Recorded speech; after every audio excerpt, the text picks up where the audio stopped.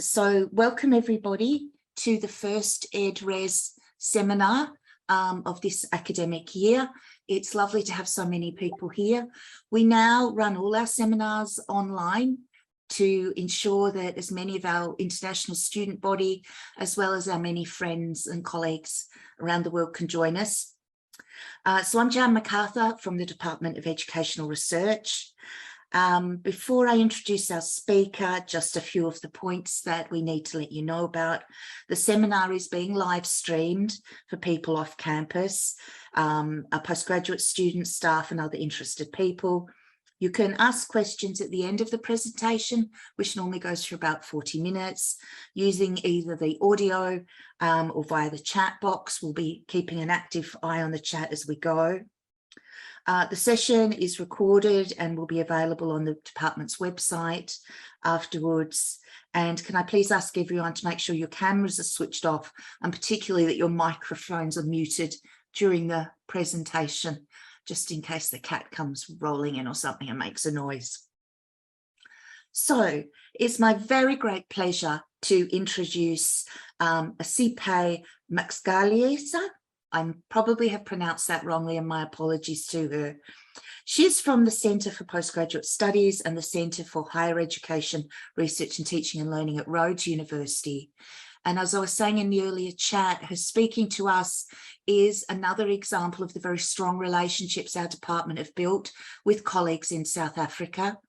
Asiphe recently visited Lancaster as part of our Higher Education Close-Up Conference, and I and some postgraduate students were lucky enough to visit her at Rhodes University, where she organised or was co-organiser of an outstanding postgraduate studies conference, and at that she presented her work. And I found her work to be inspiring and refreshing on so many levels for those of us who are passionately committed to higher education and social justice. She brings a very fresh approach. She brings a very interesting methodology, bringing together the academic work and activism. And I think it will resonate with many of you. So with that, I will invite her now to speak. Just one small moment. Firstly, there is this thing called load sharing. So there is a power electricity issue at the moment. So if we get technical difficulties, please just be patient. And in the background, we'll be working to restore things. So with that, can I please welcome Asiphe, ask everyone to now turn off cameras and microphones, and I'll see you all back after the talk. Thank you so much. Thank you so much, Jen. Good day, everyone. Molweni nonke. Thank you very much to the Department of Educational Research at Lancaster University for inviting me to share and engage in this global platform. I really appreciate being in this space. I would also like to thank the supervision group at CHERTL. I'm a group that I'm part of, particularly my two wonderful supervisors, Professor Soma Kena as well as Dr. Kirsten Wilmot. Thank you very much.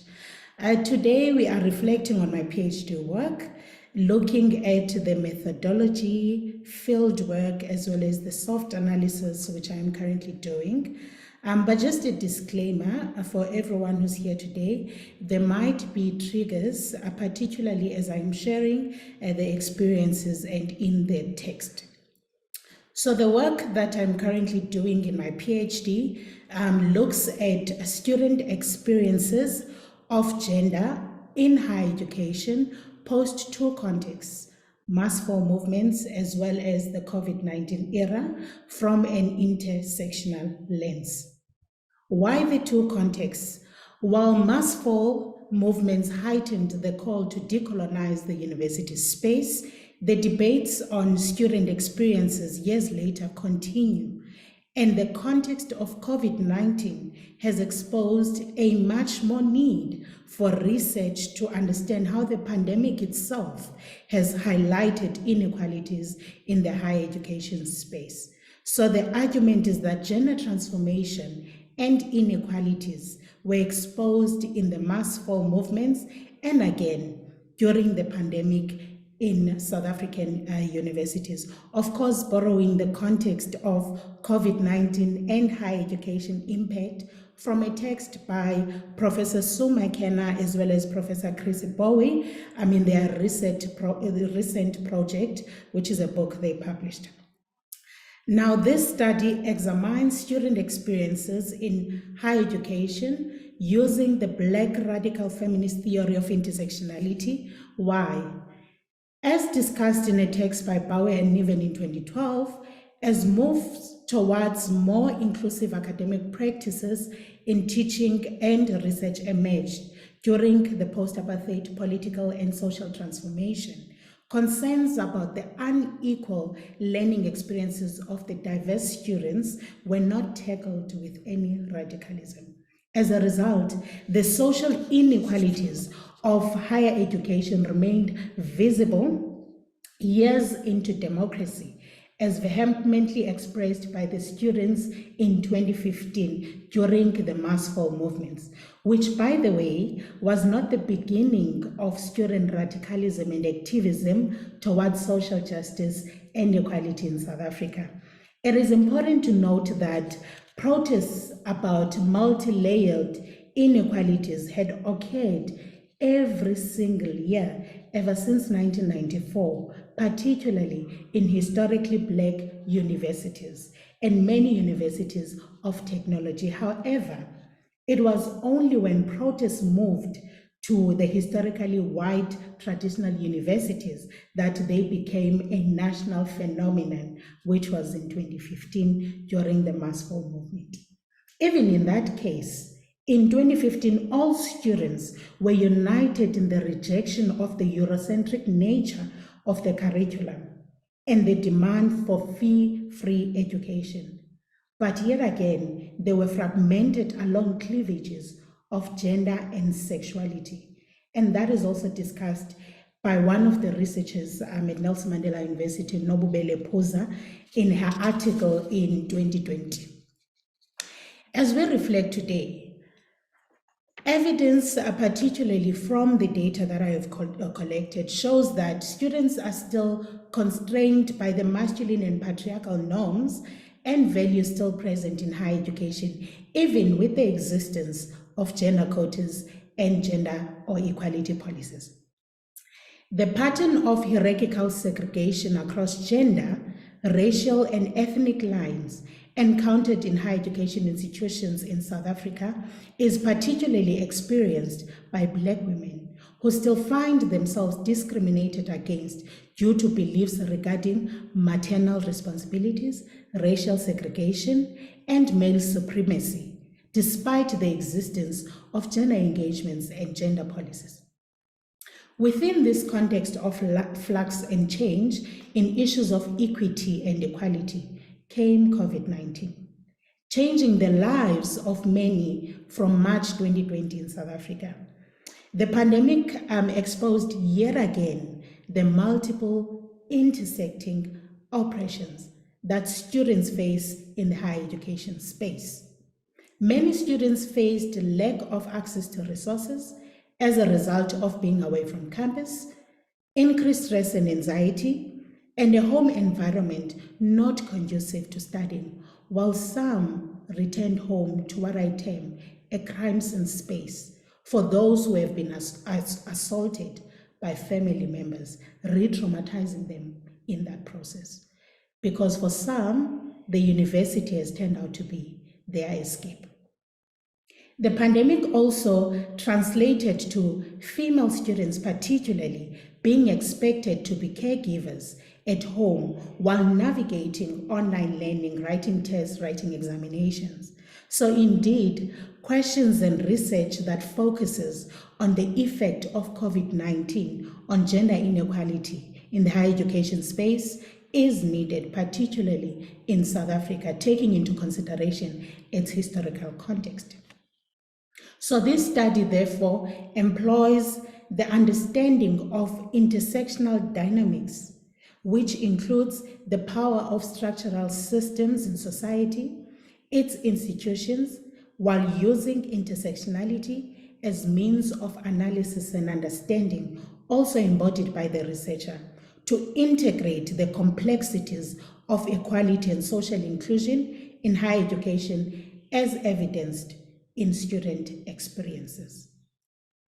Of course, the research is not saying that there are no research that is done, but the research that I've recently seen whilst doing the literature review focuses on access, inclusion, and participation in higher education. For example, there is vast research on educational developments in South Africa, including the understanding of dynamics of access to education versus the right to education. However, less has been written to show how the structure of the university and its institutional culture might co-produce the prevailing inequalities for students along intersectional lines. So this research focuses on South African universities, which are now under pressure to demonstrate transformation, diversity, as well as equity. There is a need for the complexities of social identities to be understood if we are to ensure that genuine transformation takes place. So this is not to say again that gender research in higher education does not exist, but where are student narratives and stories? So there has been also studies on the South African students entering universities from positions of extreme inequality in terms of schooling, race, class, access, financial needs, and other resources. These texts are found from various writers who write on inequality in higher education, Chetty and Patha, Adipa, Mlambo, amongst others.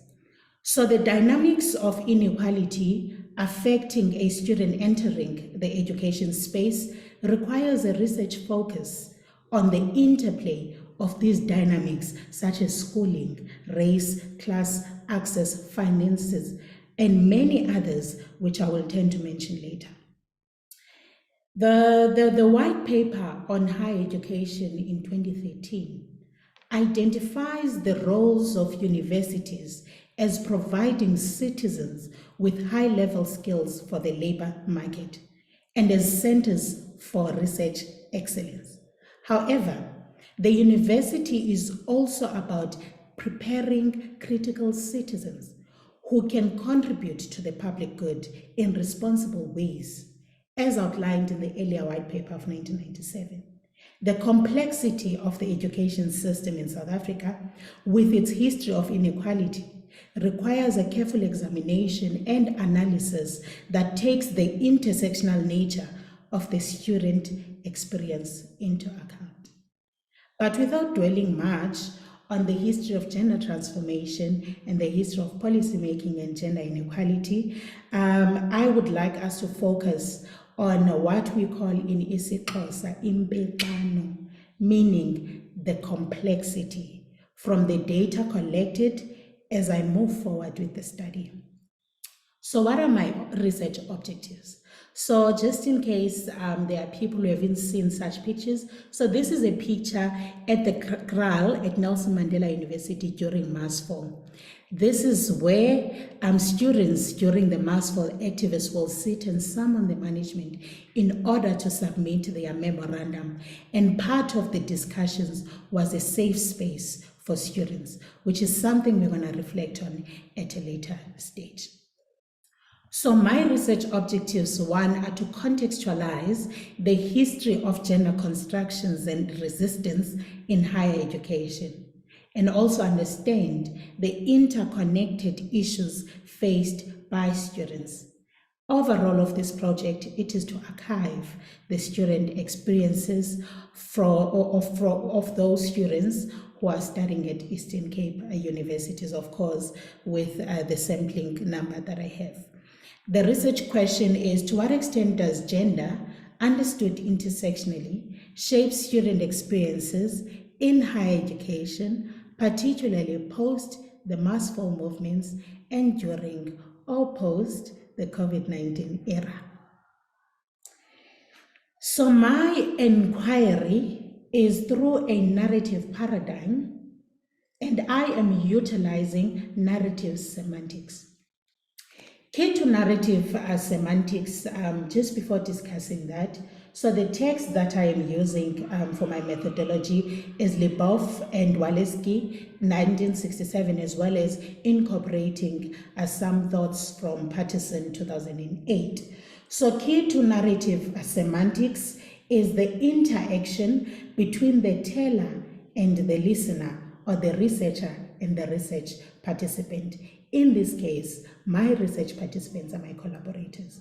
So conversation is very important in narrative interview. However, the researcher has to ensure that they play a critical role of actively listening to the participant in order to understand their narratives. Now you will get to understand why this has been important in my study as you learn about the data that I have collected. Looking at the experience-centered narrative approach, the research methodology that I've chosen, which is narrative semantic, it is important as it is hermeneutic approach to analyzing stories, aiming at full interpretation and understanding. So as I used the narrative inquiry as a method in this research, the experience has been sequential, meaningful, and actually showed the dynamics of transformation and change. Most importantly, the categorization from intersectionality were evident from the collaborators' point of view.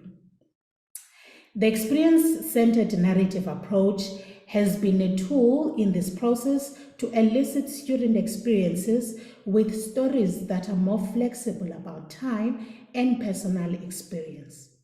Experience-centered narrative semantics can also address a more general experience, such as the continuing living through trauma and its consequences that Patterson also researched about.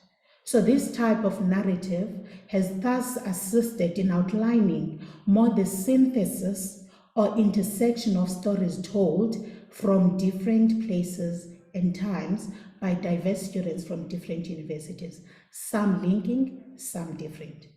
So the narrative semantics through experience-centered approach has contributed to the representation and reconstruction of the understanding of student experiences at Eastern Cape universities. So this research is a collaborative research jointly told between the writer and the reader, speaker and hearer, the collaborators, and myself as a researcher. So the shared stories are being viewed as one of many narratable truths among many students to capture the social representation processes of students, such as their feelings, images, and time. The experience-centered narrative research approach has been best suited as it offers the potential to address uncertainty, especially when looking around higher education policies, higher education engagements, the shifts to transformation that we've seen in the higher education space in South Africa. So this is how I designed my research with some tweaks in between. But the first one is the identification of the phenomenon and participation selection.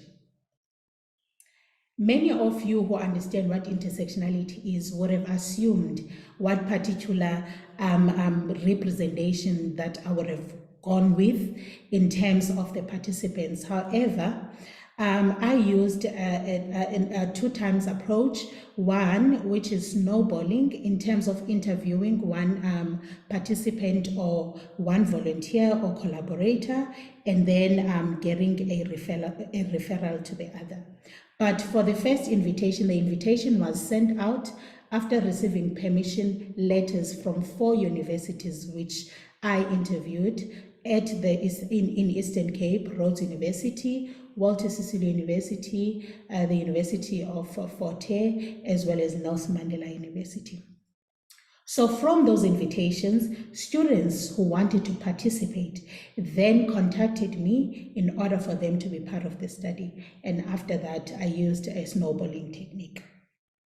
The second step has been to collect and collaborate So through the collection and collaboration in the proposal, the discussion was for me to have semi-structured conversations, which would be conversations between the teller and the listener, and then I would go for an interview once and then follow up, etc. However, one thing that I've realized is that the project has begun to be much more bigger in terms of more and more conversation, having some participants sending me poems, having some participants sending me about their progress when it comes to the psychosocial support I would have suggested, and so on. So we have that continuous relationship with the participants.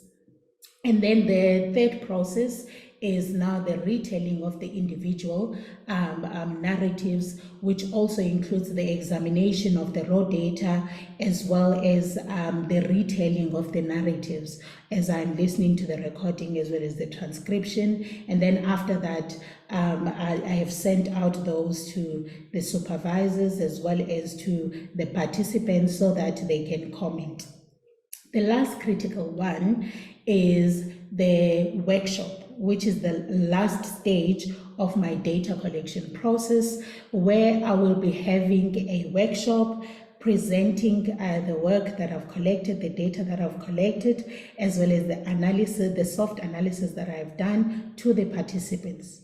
Now, if I had time, I would draw a vision of what the workshop would look like, but just to explain that one of the key critical points from the workshop, of course, it is to engage with the data, but also to create a creation of art in a way that articulates the social and political experiences of my collaborators. So there's going to be art and cameras for them to articulate their experience in art, and that phenomena has been borrowed from the body of work of Uspokazi Dau, which was published in 2021.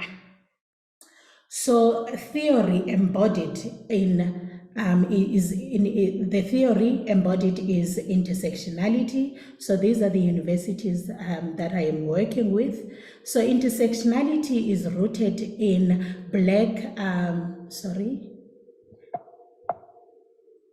Intersectionality is rooted in Black feminism and critical race theory. Intersectionality will be used to investigate how intersecting powers, power relations influence social relations across diverse societies, as well as individual experiences in everyday life. As an analytical tool, it views categories of race, class, gender, sexuality, nationality, ability, ethnicity, age, etc., amongst others, as requiring both identification and understanding of how they mutually shape one another. One critical thing about intersectionality, as I've been researching about this theory, is that you would look at how they do the categorization. It's always race, class, and gender, sexuality, etc. However, through the data and the conversations that I've had with my collaborators, there are so many other dynamics, there are so many other systems, there are so many other categories that students in the Eastern Cape universities navigate. So just before moving on to the discussion on the soft analysis, perhaps the importance of reflexivity and reflective journal. This body of work is the work that touches on my own experience in the university space. So now I became a part of the story where I also narrate my own story in terms of how I navigate the system. Of course, the collaborators do not know about that. And when I entered into the field work, so you would have a conversation about their university experience, and out of nowhere, as you are asking, do you have any questions for me? They would want they wanted me to narrate my own story. And through that, I managed to build some sense of trust with my participants so that they feel free to share their own stories. But some ask a critical question, which I'm going to be discussing. What do you mean by gender in your invitation? Because as we are moving to the narration, the question to start the conversation has nothing to do with gender. So I have been keeping a reflective journal just to reflect about the ways in which This research has been touching my own life, but at the same time reflecting on the observations that I've been observing in the field work, and also as a reminder on also how I navigate my own dynamics as a researcher in this space. So the research that I'm doing is about navigating space, particularly the university space, and one's experience in the university space. So the biggest reflection in the reflective journal currently has been on what I view as my reflexivity compared to what others view as I stand before them. So what do I mean by that?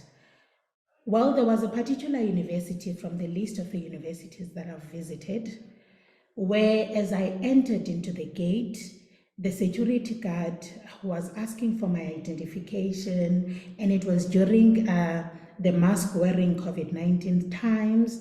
And in my response, I mentioned that my name is Asiphe and I'm doing my PhD. I'm here for research. I come from Rhodes University. Rhodes University was the full stop for them. After that, the process was cut short for me and everything moved smoothly.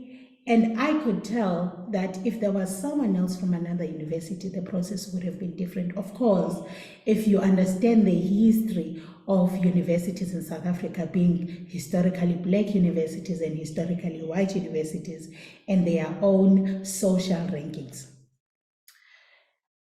At the same time, this made me go back and reflect and remind myself that there are some power dynamics that I have to navigate as I begin the conversation with students.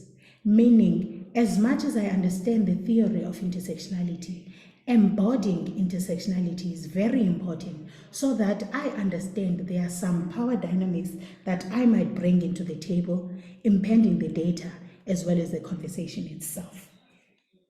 The funny thing is that you would think that as a person who share some of the similar stories that I've received or some of the experiences, you would be approachable because you embody those experiences and therefore they would feel comfortable communicating with you. But some people view me as a person that has moved up the ladder.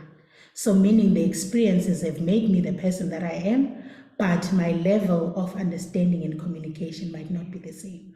So I found myself in that space having to work a lot more in terms of finally getting into the space where my collaborators are comfortable to share, and also be mindful of the language that I am using. By language, not really between English and Xhosa, but the articulations. Because sometimes, for example, if you enter into a field space and then you tell people in English through and through that, oh, by the way, you can speak in Xhosa, whereas as the researcher, you keep on asking questions in English, that says a lot. It might mean that you think they are not able to articulate themselves in English, but you can articulate yourself in English. So those are many other dynamics that I myself have been navigating throughout the data collection process. Another biggest reflection, which we never talk about in research, is the emotional labor it takes to do gender work, particularly work that translates from activism to research. So in many cases, we found that a lot of massful activists, for example, never really got the chance to archive their stories, to archive their experiences. There are a limited few gender activists like myself who were able to enter into the research space and be able to archive their stories. However, that work requires a lot of emotional labor. An example of that is after there was an interview in one of the universities where a student asked two questions.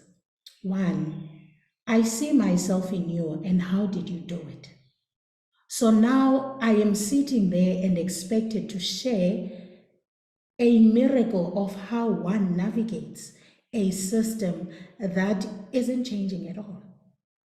Secondly, it was, how do you motivate someone who's at the tip of giving up. That for me was a highlight of one, psychosocial support, which perhaps I can contribute to, but also the university's therapy sessions would be really vital for this particular participant. So those are some of the emotional labors, but at the same time, the triggers that I myself as a researcher experience doing this work. As someone is sharing their story that triggers a memory of one of your experiences, in that moment, emotions are high. So I told myself that there are either two things that I can do as a researcher. One, to continue pushing for my own PhD, or two, to be a human being and listen to another human being. So it has been a beautiful process, but at the same time, the stories told sometimes open up old wounds, which can be either a process of healing or a process of trauma, re-traumatization. So I've been part of the healing process, which is beautiful for those who needed healing, and also suggested help and support for them. But the other important aspect was to find healing for myself in order to carry on doing the work, meaning sometimes taking a step back to focus on healing my spirituality as well. So moving on to the observations and soft analysis. Before going to this, it might actually help that through readings, as I mentioned earlier, of intersectionality, there hasn't been limitations in terms of systems and categorization that people navigate. So I thought this was going to be a difficult part of the research because the systems and categorizations that I know about are the ones that you sometimes see in text and sometimes you don't. And there's always an end. So it would be a race, class, gender, ability, and language, but not etc., or indicating that there might be other systems or other categorization. However, from the interviews with the collaborators, they defined the systems that they themselves continue to navigate and categories that the society keeps on putting them in, and the categories that they define as belonging in, which has been a very interesting body of work. So one of those themes being gender and language. So one of the collaborators spoke about how in their traditional hometowns, they never experienced the extreme misgendering affecting their sense of belonging like they do in the university. This came as a shock because in many cases, you realize that other people do not express themselves in their traditional cultural hometowns, but when they enter into the university, it feels like a free space. But this particular participant told me something different. The differences in English and Xhosa, for example, where in class a lecturer would refer to them as "Good morning, ladies and gentlemen," without any considerations for those who do not identify as such. The conversation went further to the ways in which every single time when the collaborator opens their emails, they are referred to a categorization that they do not belong to. In our culture, in isiXhosa, in our language, when you speak about a person, there is no misgendering. So when you speak about me, uthi mna, same applies as when you speak to any other person. But when you translate that language into Xhosa, there's a lot of he, her, she, and also the understanding of grammar when one identifies as they and them. So the conversation also went further to actually ask, what has the universities done to respond to this, particularly in systems that they have control over, such as pronouns in emails, conversations in classrooms, trainings for lecturers, that also goes to trainings for students in terms of understanding that many categorization are socially constructed.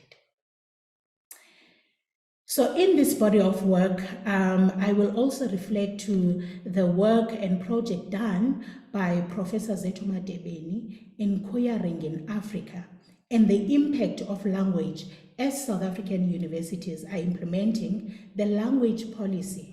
So I hope that such conversations will be included beyond the curriculum concerns. The other important thing about language is how that also affected many students' confidences when they entered into the university space.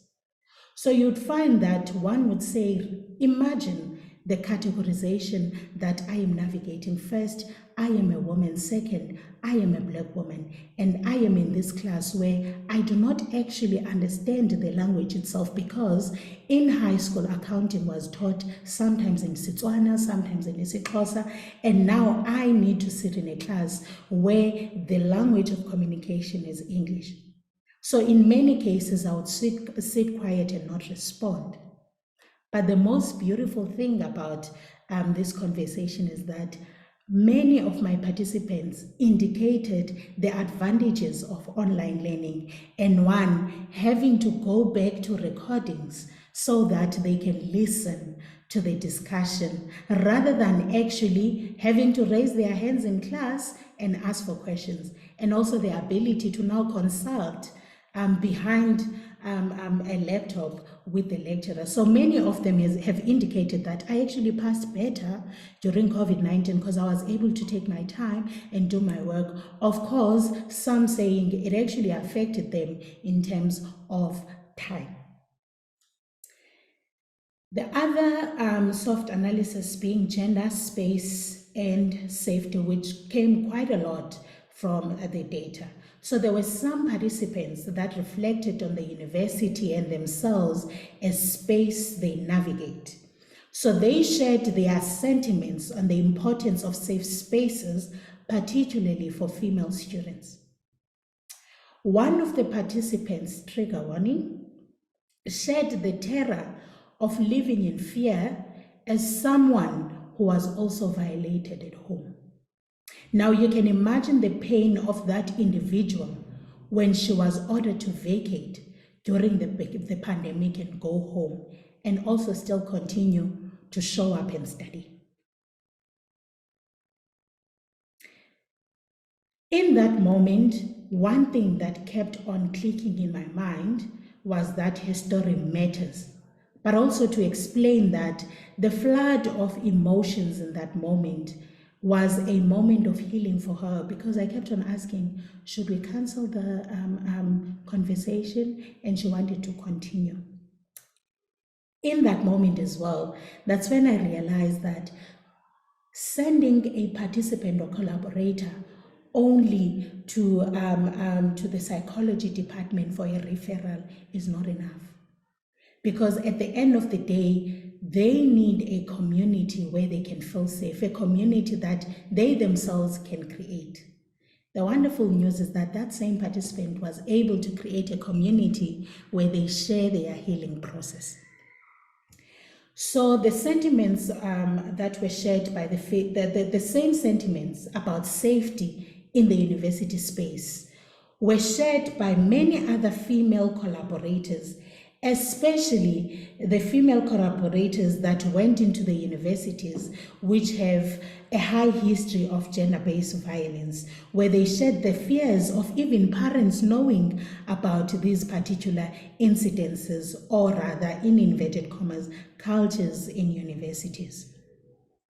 There's a particular word in this screen that says, ndihamba noloyiko ngoba being a woman in this country is a sin. Translated to English, I walk with fear because being a woman in this country is a sin. The painful thing is having to walk in fear when you are in a space that has got so many security guards and also a space that is supposedly have to be safe, particularly when that fear comes from a parent who is sending their students, their kids or children to the university space. So for this particular theming, I'm looking at the body of work by Professor Phumla Gqola on gender-based violence, particularly a book called The Female Fear Factory, amongst many other texts. The other theme being recreation of heteronormative spaces and the masculine culture. So some of my collaborators, those that identify as male students, shared their excitement of the university being another rite of passage for them. The discussion that they would have with their male mentors on how to navigate their social spaces, which is part of their experience in the higher education space. So in one conversation, the collaborator kept on speaking about how they felt because they were drinking and dating as expected. And then I then had to ask him to share his understanding of consent in that process. Because as he was speaking about the shortfall in universities of not having mentors to tell you to balance your social life and your studies. So he was reflecting on some of the issues about lacking balance between his social life and his studies. So in the conversation about consent,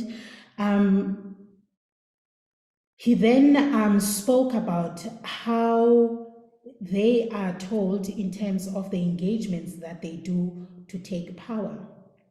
And he reflected on what it means to respect a woman.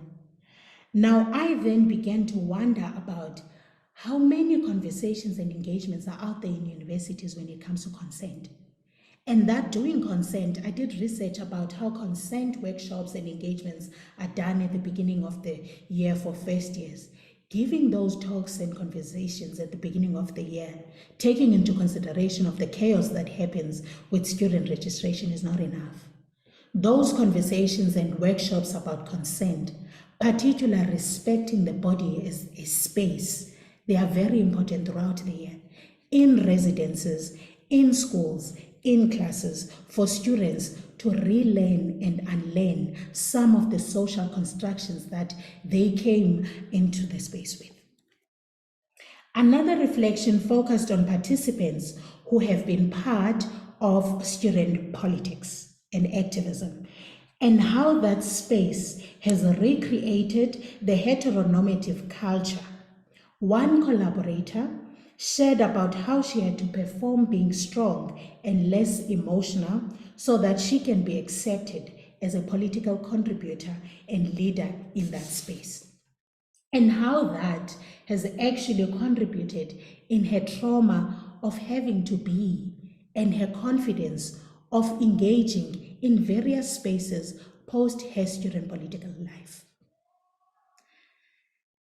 So the other one being lived and embodied suffering. Prof. Mutseme writes about this notion extensively of ukupanda, meaning hustling in communities.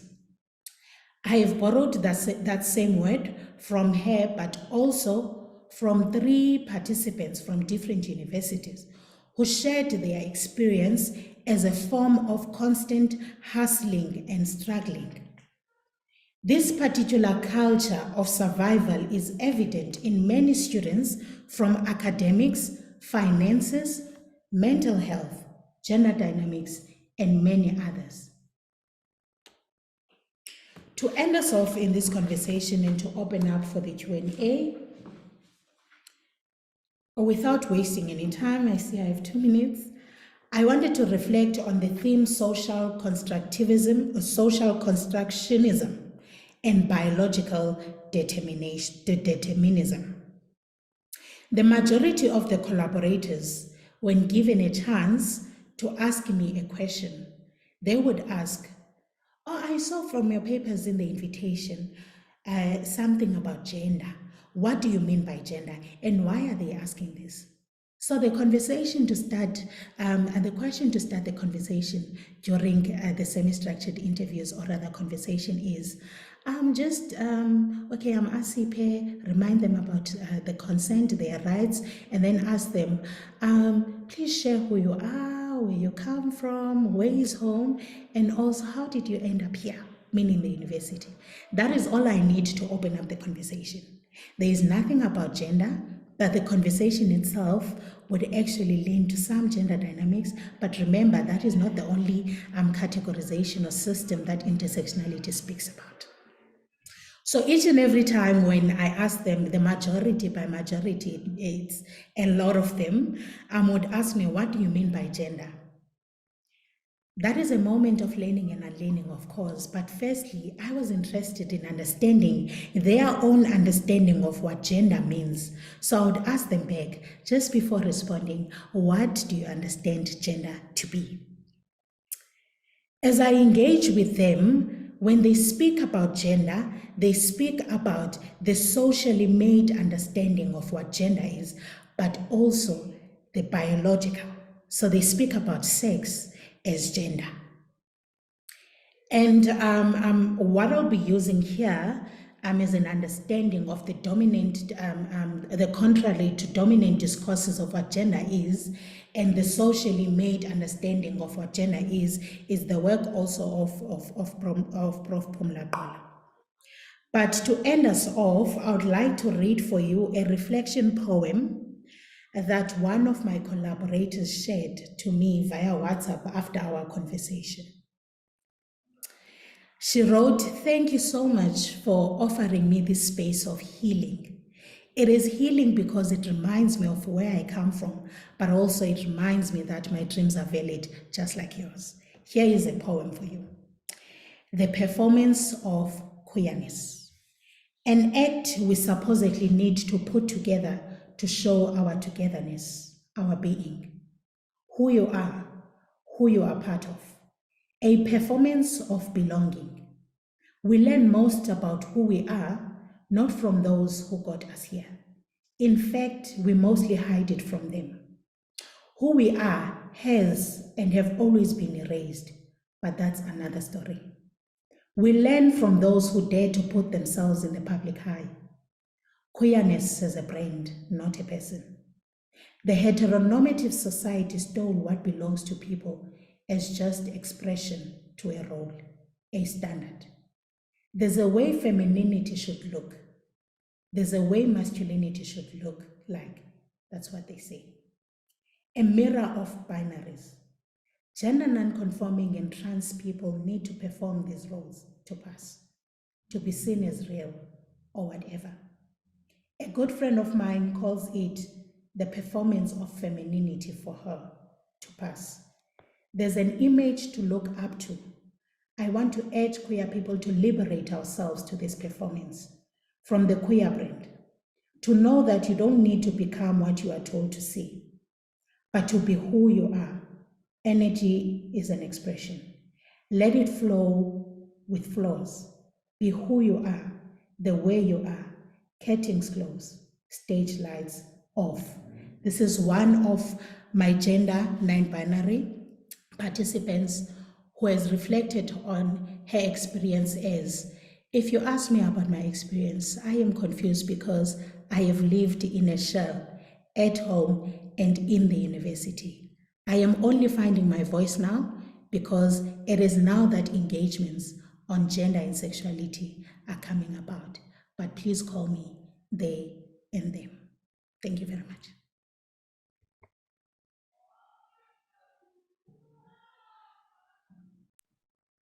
Thank you so much.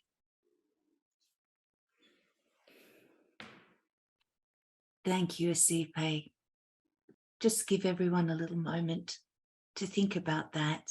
We'll open up to questions. I want to say to you that Asiphe represents one of the many fabulous PhD scholars at Rhodes University, and it really is a place to watch for upcoming and really important doctoral research. Please feel free if you want to put your cameras on now. I know some of you can't. We've got load sharing, we've got internet problems, but always lovely to see people. So I'll open it up for questions now. Love to hear from you. Thoughts, reflections, or questions.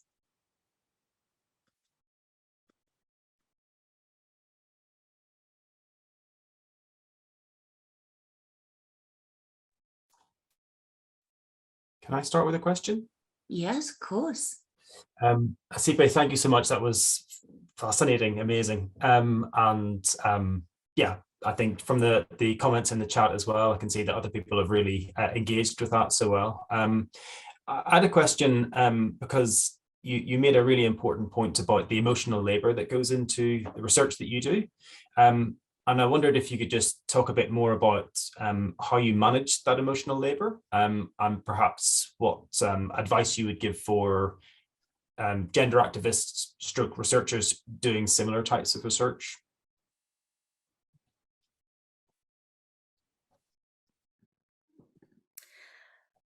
No, thank you very much for that question.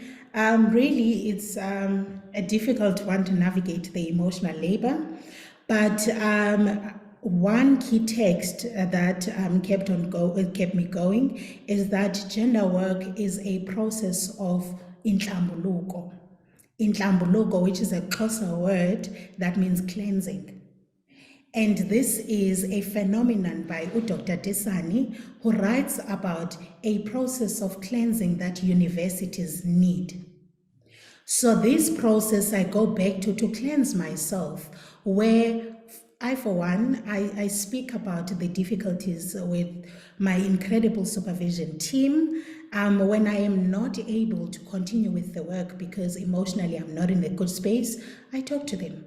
Because at the same time, one key critical point that this PhD project has taught me is that I'm a human being before I'm a researcher. I'm a mother before I'm a researcher. So once I see myself diverting from being a human and from giving time to my 2-year-old, I move backwards because I'm not going to give this research the energy it needs. But for the longest time, as we were fighting, I remember there was a time where we closed one of the universities that I studied in. So we were sitting down, closing it off because there was a case of gender-based violence. In that moment and in that space, I myself never knew that I am part of, the people that have been violated before, because there's a thin line between consent and all that based on what men define consent to be. But in that space, it offered me a moment of healing. And I've always wanted to be that, where I archive stories of healing. So this has been a healing project for me. Of course, healing is a lot of emotional labor, but I'm really grateful that I'm doing it because now I have found healing and oh wow, I love this project so much. So I'm also part of activism groups, inclusive of Gender Action Forum here. So healing also in taking time out is doing that gender work where we reform policies and actually insert student voices and student experiences, but most importantly, seeing a therapist. There's no other seeing a therapist and speaking about it and taking time out. So that is how I navigate the emotional labor. But just another key important thing is that there is no one else that's going to do this work. So that reminder that there is nobody else that's going to do this work, and therefore to archive the stories of Black women like myself, I need to do the work. Even though in the process, sometimes some of the stories are triggering, some of the stories are re-traumatizing. We are here and we are doing the work. That's great. Any other questions or thoughts leading on from that? Please feel free to put your hand up. Even as I said, if you just want to make a short response. Well, my question then, I'll abuse my right as chair, is to come in and sort of think about what next, because you've talked about this PhD journey as as a difficult one, but one of healing, a lot of emotional labor. But at the same time, it's clearly something you're so passionately connected to. So I know your supervisors are probably wanting me to just say, oh no, just worry about her finishing, Jan. But I'm just thinking, what are your thoughts about how you're going to take this further? Or is it something you're going to need a break from after the PhD? Have you thought about that? And obviously, okay, if you haven't. So during the presentations, in the conference, one of the suggestions was to turn the narratives into a book. So that's one thing that I'm looking forward, including the art that the collaborators will be doing during the workshop, which includes, there's one photograph that I received from one of the participants where they have their black tapes on the mouth, and it's something that they want me to use, of course, taking out all the other identifications that would show who the participant is. So I'm looking at that and some of other pieces of the project to be part of a book project where those narratives are actually written by the collaborators. So some collaborators would want, for example, the one for a poem, they can refine that poem into something that can be included into the book. So it's not going to be my book when it happens. It's going to be a book where I have many other authors for chapter 1, chapter 2. The only thing that I'll bring is the intersectional analysis, but other than that, their narratives will be in the book. Outside of that, I'm as an activist for a very long time. I'm still going to continue doing the work because unfortunately, I'm still going to be the person that navigates these categories. In future, there's nothing that's going to change. The difference is that I need to understand that my voice matters. So I will continue writing and doing the gender work and gender activism through writing and research, and also lecturing and mentorship. As you were asking this question, I began to think about a question that one of my collaborators asked me in terms of what are you going to do to make space for more other Black women like yourself? And it reminded me of how back at home in my community, the story of success coming from a family where my father was a mine worker and my mom was a kitchen girl, and how I made it into the university, navigating technological difficulties, languages, doing my PhD now, working as well.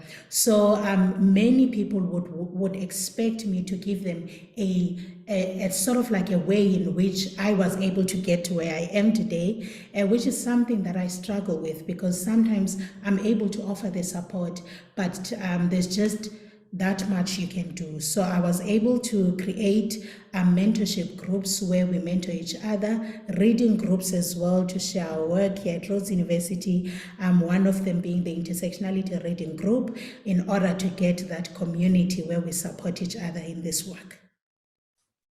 That's great. And before I move on to Malice, who has a question, I just want to read this out from the chat in case some of you can't see it. Well, first off, there's a few people wanting to pre-order this book, Asiphe. So there you go, no pressure, but it's already popular. And Callie has said, something I'm always inspired by is how many safe and collaborative spaces Asiphe continues to create. And I think today is one of those. She goes on, both through her research and beyond that, it is done with so much thought and intention. So I think that's very, very inspiring and a lot for us to learn there. So Malice, please. Sorry, yes. Well, thank you so much. That was really like a fascinating piece of work. And I'm just like the others, I'm so much also looking forward to pre-order that book and read that thesis.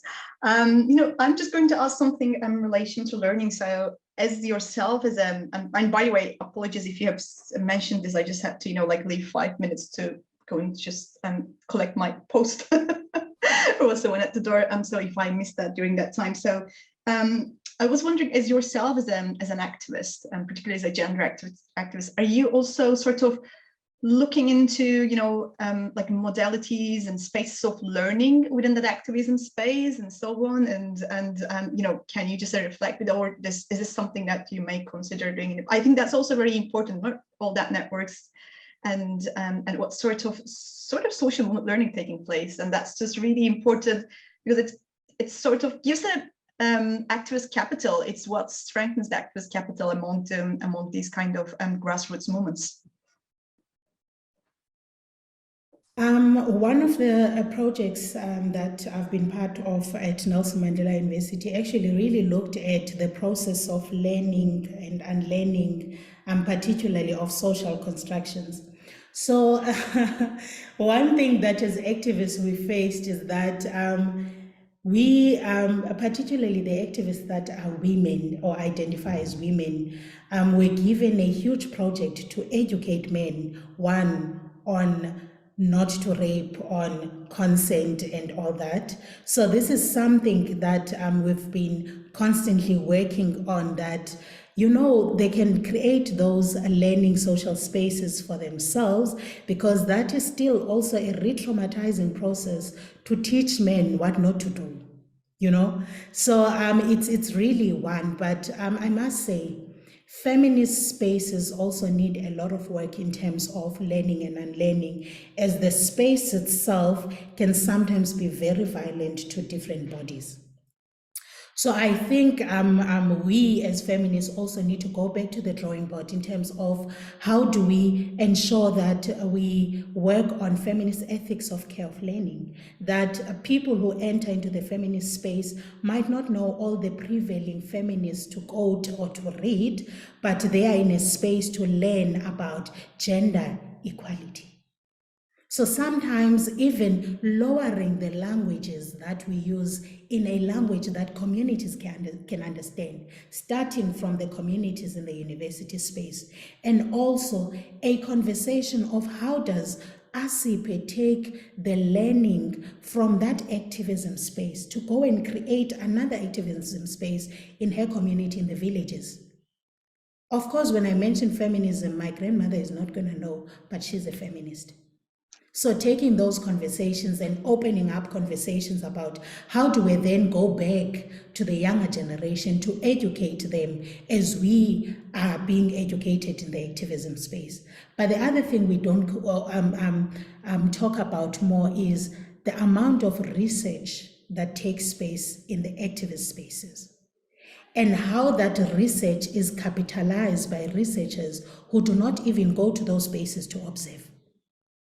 So it's quite a painful phenomenon, but I think activists also need support in order for them to write their own stories, to write their own narratives, to write their own experiences, or rather to write their contributions to policies.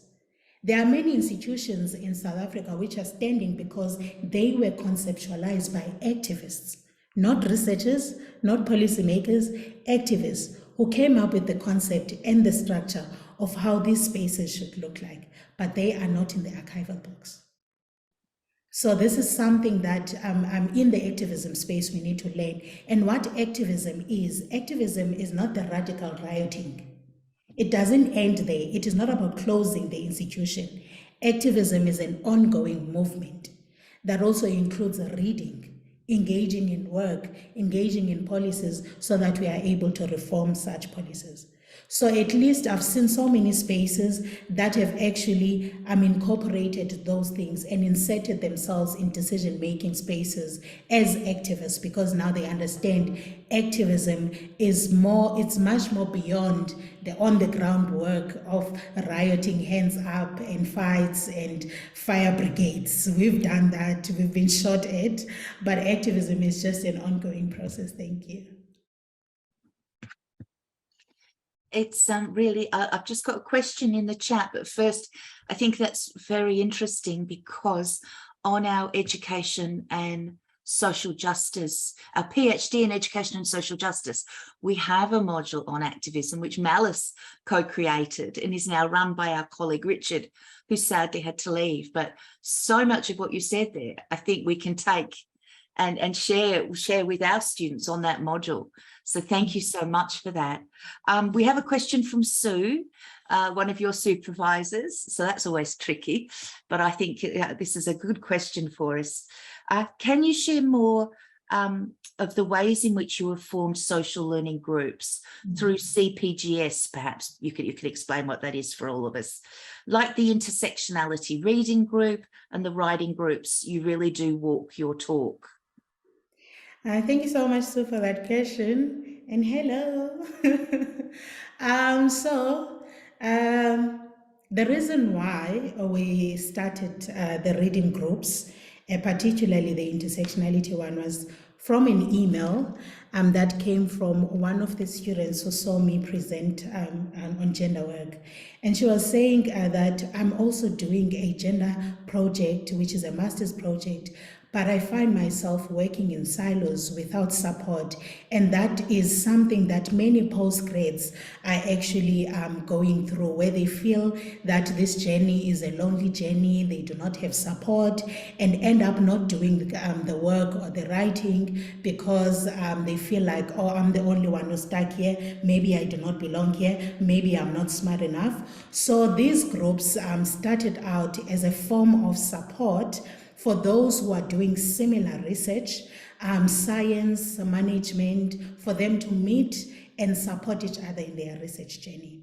The one that I am directly involved in, which is the intersectionality reading group, was about understanding what intersectionality is and ways in which we can use intersectionality in our research, as a form of methodology itself, or as a form of theory we can borrow from, but also in terms of how do we understand intersectionality open-handedly beyond what Kimberly Crenshaw has firstly opened and offered for us. So each and every week on Wednesdays, we meet at 1:30 to read a text on intersectionality, dissect that, and also see how that how that text can further contribute into our research. But one thing that we started doing from last month is that we would get people to present their work. So they'll present their proposals or a particular chapter that they're working on, and then we all engage in that. So that's what we're doing. Next week, the weekend of the 7th, we are going on a hike to actually go speak about Sumakenas, the supervisors, and our experiences in the space, just to see some of the ways in which we can assist each other to deal with feedback or to deal with writing block, etc., etc. So it's more than just meeting in a particular coffee shop to just write in Pomodoros or to write for a specific time. It is about offering the research support in space for writing and reading and engagement and chilling for postgraduate students who are not only physically at Rhodes, but we have virtual ones where virtual writing groups meet up. So I've created links for them through the Center for Postgraduate Studies so that they can meet at their times that they've agreed to meet at. The most beautiful thing is that I think by now we have all postgraduate students who are registered through Rhodes, part of the virtual groups. So each and every week when I send reminders about workshops, I usually include the writing groups, and each and every single week we get new people who want to join these groups. So meaning many other people are done with doing their postgraduate studies in silos and feeling lonely in this journey. And research is something to be enjoyed. So that's why I created the groups. So thank you very much. That's wonderful. That's wonderful. And we have many students on our programs who would love to hear that too. There's a comment here from Clara. This is amazing work, Asiphe. I wish you could take your work into more vulnerable women's groups in South Africa, and including immigrants. Well, I think, probably you can inspire that work. One of the things that, has anyone else got a question or an observation, or do you want to comment on Clara's thing there, Asiphe? No, it's okay. Any other questions? There's a big thank you from Sue. I think one of the things that touched me as you were talking, and there was a moment where a few of us on the chat were saying how moved we were, is that this is the most powerful reminder that when we research, these people we call participants are so much more than data. And, you know, it's really easy to lose sight of that. And it's understandable sometimes because, you know, pressures and whatever, but I think you've shown the ethics of care when we ask others to share their experiences with us. And for me, that's a really powerful thing that comes out of this and would be helpful to all researchers, doctoral and beyond, to just remember that lesson, and you shared that so powerfully. So have we got any other questions? So Kirsten has to leave. Well done. You continue to inspire us all on a daily basis. So yes, so if there's no other questions, I can close and people can go and get their lunch. I have just a couple of formal things to mention before we close. Our next online seminar is on Wednesday, the 16th of November. It's always at the same time, 12:30 UK time. And it will be Molly Etheridge from the Faculty of Education at the University of Cambridge. So can I once again thank Asiphe? I think those of us who've been here have experienced what we think is really quite something special. And we're probably, I think, all a little quiet because we've got so much to contemplate. But lovely to have you, lovely to have so many of our South African friends here. We really do value the collaboration we have with you. So a big round of applause, please, everybody. You can do it through the reactions tab if you're not here in person. Yay, there we go. There we go. Thank you so much. Okay, Jonathan, did you want to say something before we leave? No, just to say thank you, Jan, for chairing a wonderful session. And yes, look forward to seeing people at our next seminar. And thank you most of all to Asiphe for a fantastic opening to the seminar series. Brilliant. So thanks so much, everyone. Take care. Okay, thanks, everyone. And Asiphe, I can't wait to come and visit you in person again and see the Rhodes donkeys. And thank you as well to Dee and to Rebecca for our support throughout the seminar. Absolutely. Thank you for that, Jonathan. Yeah, very much a team effort, these seminars. Indeed. So goodbye for now, everyone, and hope to see you at another one.